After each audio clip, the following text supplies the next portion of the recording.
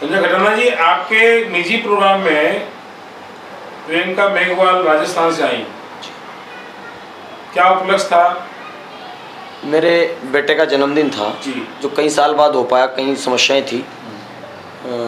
उस प्रोग्राम में मेरे बड़े भाई बजरंग मेघवाल जी जो किसान नेता हैं, किसानों के आंदोलन करते हैं, दलित पिछड़ों की राजस्थान में लड़ाई लड़ते हैं। मैं इनकी कई लड़ाइयों में इनके साथ गया हूँ और मैंने देखा है कि ये विजय सिंह पथिक की तरह कहूँगा मैं तो, कि सब कुछ अपना सुहा कर करके आंदोलनकारी बिल्कुल विजय सिंह पथिक के बराबर तो नहीं कह सकता, लेकिन उनकी राह पे चलता हूँ। मुझे अगर कोई राजस्थान में दिखता है तो वो बजरंग मेघवाल। तो मेरे बेटे का जन्मदिन था और ये मेरे घर आए और मैं हरिद्वार की देवभूमि में इनका स्वागत करता हूँ और मुझे बड़ी खुशी हुई कि हरिद्वार और सहारनपुर तक के लोग इनसे मिलने यहाँ आए और प्रियंका मेघवाल का सम्मान यहाँ किया। अभी विधायक भी आए थे अभी थोड़ी देर पहले आपके प्रोग्राम में। सहारनपुर से राहुल भारती भी आए थे जी। न जाने कितने सामाजिक कार्यकर्ता आपके यहाँ आए, पॉलिटिकल जस्टिस पार्टी के प्रदेश अध्यक्ष भी आए हैं जी। तो ये स्वागत किस उपलक्ष्य में हो रहा है, क्या योगदान है? इस देश में बेटियों की लड़ाई तब शुरू होती है जब उनका सम्मान खो चुका होता है, और शायद ये पहली लड़ाई मैं देख रहा हूँ अपने पत्रकारिता के जीवन में, पहली ऐसी बेटी देख रहा हूँ। बल्कि मैं तो उसकी माँ को सलाम करना चाहता हूँ जिसने ऐसी बेटी को जन्म दिया कि पूंजीपतियों के सामने नहीं झुकी, अपने मान सम्मान को बिल्कुल नहीं गवाया, अपने बाप की इज्जत का ध्यान रखा, अपनी कौम की, अपने समाज की और देश की इज्जत का ध्यान रखा और पूंजीपतियों के सामने नहीं झुकी। और उनको उसने जेल जाना स्वीकार किया लेकिन समझौता करना स्वीकार नहीं किया। तो ये एक बड़ा मामला है, सम्मान का मामला है और उसके बाप के लिए भी गर्व का विषय है कि उसने ऐसी बेटी को जन्म दिया। अगर शासन और प्रशासन इस तरह की साहसी बेटियों का, विचारों का दमन करती रहेगी तो क्या समाज को क्या संदेश जाएगा? दरअसल देश में पूंजीवाद हावी है और पूंजीपति जो आज बड़े बड़े उद्योगपति बने बैठे हैं या बड़े बिजनेसमैन बने बैठे हैं, वो समाज की बहन बेटियों का इस्तेमाल करते हैं थोड़े से चंद पैसे के लिए। और हमारा जो तंत्र है, सरकार का जो तंत्र है, वो कहीं ना कहीं उनकी मदद करता है, कानून के नाम पर साज खाकर करता है, उनके प्रभाव में करता है, क्या करता है। ये एक बड़ा दुखद विषय है कि हम अपने ही प्रतिभाओं को खुद रोन देते हैं। कई रामचरितमानस की वो दोहे हैं जो ढोल गवां प्रसुद्ध नारी सब ताड़न के अधिकारी, ये चरितार्थ हो रहा दिख रहा है नहीं? ये एक दलित है, एक महिला है, इसने बाप को सहारा देने के लिए एक हिम्मत की कि मैं पढ़ते पढ़ते बाप को सहारा दूंगी। और उस बेटी को ये तो समाज के लिए भी एक संदेश है कि ऐसी बेटी को आप झूठे आरोप में 1 से 1.25 महीने जेल भेजते हैं। नहीं, मैं ना तो इसे दलित कहूँगा मैं तो वीरांगना कहूँगा। मैं कह रहा हूँ, आपने सुना नहीं, मेरे जीवन का लंबा अनुभव है, मुझे कई राज्यों में पत्रकारिता मैंने की है, एक लंबा अरसा हो गया, बुढ़ापा आ गया। मैं पहली ऐसी बेटी देख रहा हूँ, मैंने बहुत सारी पीड़ित बेटियों को देखा है, मैं पहली ऐसी बेटी देख रहा हूँ जिसने समझौता नहीं किया और जेल गई, या तो जान से जाती हैं, वो तो कुछ करने लायक और कहने लायक रहती नहीं। अभी उत्तराखंड का एक बड़ा मामला है, पिछले अभी आपने सुना होगा हमारे प्रदेश का ही, लेकिन वो बेटी जिंदा है और जेल जाके आई है। तो उसे दलितिया आप इस तरह के शब्दों से तो इस्तेमाल कर नहीं सकते हो। बहादुर बेटी है तो रानी लक्ष्मीबाई की वंशज कहो या उसकी प्रतिमूर्ति कहो। यानी कि आप कहना चाहते हैं कि जिसने समझौता नहीं किया, संघर्ष किया। हाँ बिल्कुल, मान सम्मान और स्वाभिमान के लिए संघर्ष की और एक मिसाल कायम की, एक हर लड़की को जो सीखना चाहिए सीखना चाहिए बिल्कुल बिल्कुल कि किसी भी विकट परिस्थितियों में अपने मान सम्मान और स्वाभिमान, जिसे गैरत कहते हैं, उसके साथ समझौता न करके हालातों को संघर्ष करना चाहिए। बिल्कुल बिल्कुल सही कह रहे हैं आप। इस बेटी ने एक ऐसा उदाहरण देश में पेश किया है, इसका जगह उत्तराखंड में नहीं, जगह जगह सम्मान होना चाहिए। मैं समझ नहीं पा रहा कि राजस्थान के लोग या तो इस बात को समझ नहीं पाए या किस राजनीति का शिकार हो गए कि इस बेटी का सम्मान राजस्थान में होना चाहिए था, उत्तराखंड की देवभूमि में हुआ। और मैं तो उत्तराखंड के मुख्यमंत्री को भी कहूँगा कि इसका सम्मान करें। जो प्रियंका जी ने एक आंदोलन के रूप में, स्वाभिमान के आंदोलन के रूप में अपने आप को झोंका है, इसमें आप कैसे योगदान करेंगे, कैसे इसके संघर्ष को परवान चढ़ाने का प्रयास करेंगे? देखो, मैं किसान परिवार में पैदा हुआ हूँ, इनके फादर किसान हैं, हमारे दोस्त हैं, बहुत अच्छे मित्र हैं। हालांकि हम अलग अलग समाज से आते हैं, लेकिन मैं आपको यकीन दिलाऊं कि मैं जिस दिन ये सुना,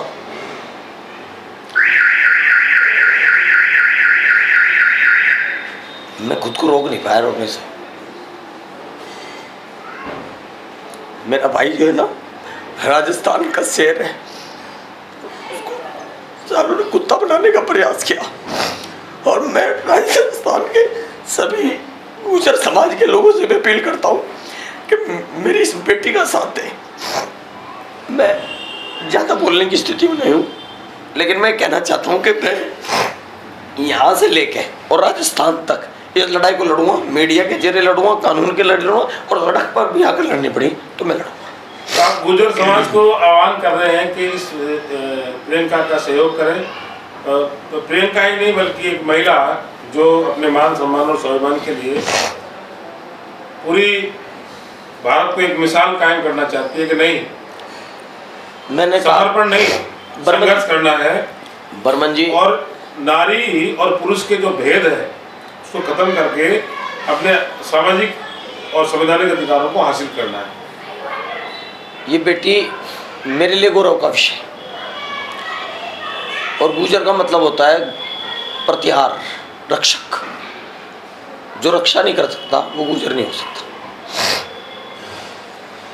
मैं उत्तराखंड से पूरा प्रयास करूंगा, राजस्थान के गुजरों से भी अपील करूंगा, वहाँ के राजनेताओं से अपील करूंगा कि इस बेटी का साथ दें।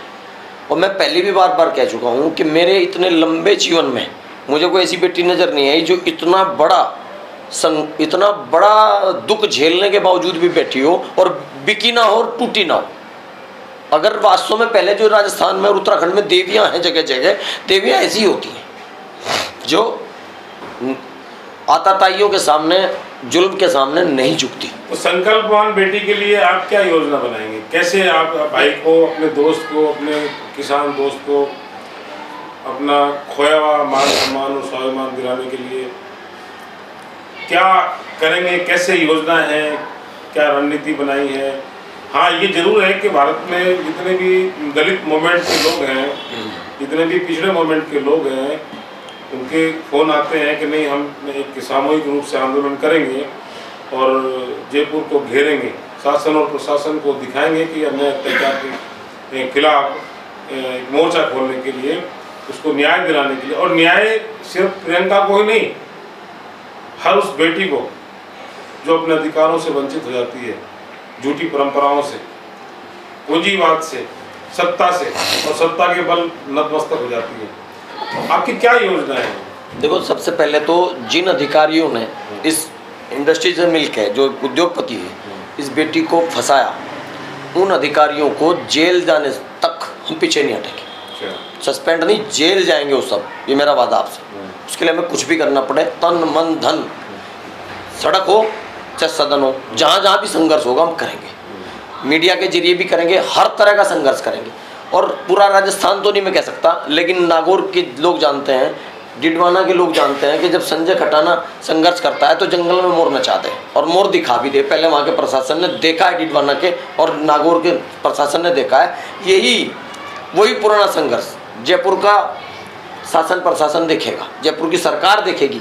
बड़ी बात तो करता है, लेकिन जिस बेटी बचाओ और बेटी हूँ लड़ सकती हूँ का नारा देने वाले लोग, उनकी सरकार में ऐसा हो रहा है, उन तक ये आवाज़ जाएगी, और उनकी सरकार रहे या ना रहे इसकी कोई गारंटी नहीं। तो राजस्थान की जनता से क्या अपील करते हैं? मैं राजस्थान की जनता से अपील करूँगा कि राजस्थान बहुत प्यारा प्रदेश है, न्याय पसंद लोग हैं, शांति पसंद लोग हैं। इस बेटी के पूरे मूवमेंट को समझें, और जिन मीडिया कर्मियों ने बिना सोचे समझे गलत अपनी लेखनी चलाई है, वो भी उसे रियलाइज़ करें, अपना खेत प्रकट छापें, प्रकाशित करें। और नहीं करेंगे तो मैं स्वयं उनके खिलाफ कोर्ट जाऊंगा, उस अखबारों के खिलाफ भी कोर्ट जाऊंगा जिन्होंने इस बेटी की छवि को धूमिल करने का प्रयास किया। और राजस्थान की जनता तक, जहाँ तक मैंने कहा कि बहुत अच्छे लोग हैं, समझेंगे और इनका साथ देंगे। और प्रदेश की सरकार प्रदेश की सरकार तो यदि माफ़ी नहीं मांगेगी, इस पर सरकार की बात कह रहा हूँ, अगर गहलोत माफ़ी नहीं मांगेंगे तो गहलोत की राजनीति अगले आने वाले समय में बहुत मुश्किल में पड़ जाएगी। ये इतना बड़ा आंदोलन होगा, चूँकि बजरंग जो इनके फादर हैं वो एक शेर हैं। उन्होंने हमेशा दबे कुचले पिछड़े अल्पसंख्यकों की लड़ाई लड़ी है। ऐसा नहीं, उन्होंने ब्राह्मणों को भी साथ रखा है, सभी वर्गों को साथ लेके चलते हैं। और मुझे नहीं लगता अगर उनके पास कोई आता है उसका साथ ना दे। आप उनके वजन पर ना जाओ, शेर का वजन बहुत कम होता है, हाथी का वजन बहुत ज़्यादा होता है। लेकिन उनका जो कार्यशैली राजस्थान में मैंने देखी है, मेरे बहुत सारे गुजर मित्र हैं राजस्थान में, बहुत सारे बिरादरी के लोग हैं, रिश्तेदार हैं। लेकिन अगर ये कहा जाए राजस्थान में एक आदमी चुनो तो मैं बजरंग को चुनूंगा। अच्छा, वैसे जाति आधार पर तो पूरे देश में डिस्क्रिमिनेशन होता है, अन्याय अत्याचार होता है, चाहे महिला हो पुरुष हो, लेकिन राजस्थान में कुछ विशेष होता है, ज़्यादा होता है। राजस्थान है, मध्य प्रदेश है, और उधर कांग्रेस की सरकार भारत जोड़ो यात्रा कर रही है देश के अंदर, भारत को जोड़ो जी। अगर जातीय आधार पर आप बहन बेटियों के साथ दुर्व्यवहार करेंगे, अत्याचार करेंगे, भाई बहनों पर उनके शोषण करेंगे, उनके अधिकारों को छीन लेंगे, तो क्या मैसेज आएगा? भारत जुड़ेगा या भारत टूटेगा इससे? नहीं, भारत टूटेगा और टूट ही रहा है। इस देश में इतने वाद हो गए, जातिवाद, धर्मवाद, गोत्रवाद, क्षेत्रवाद, तमाम वादों में देश आ गया। और मेरा एक मानना है, चूँकि मैं थोड़ा लिखने पढ़ने वाला आदमी हूँ, मैंने देखा है कि जब देश गुलाम हुआ ना, तो रानी लक्ष्मीबाई के साथ गद्दारी करने वाले लोग इसी देश के थे। अंग्रेजों का साथ जिन लोगों ने दिया वो इसी देश के थे। लेकिन जब आवश्यकता आविष्कार की जननी है, जब देश में आज़ादी की बात आई, तो देश के लिए सर कटाने वाले लोग भी अफ्रीका से नहीं आए, यहीं से आए।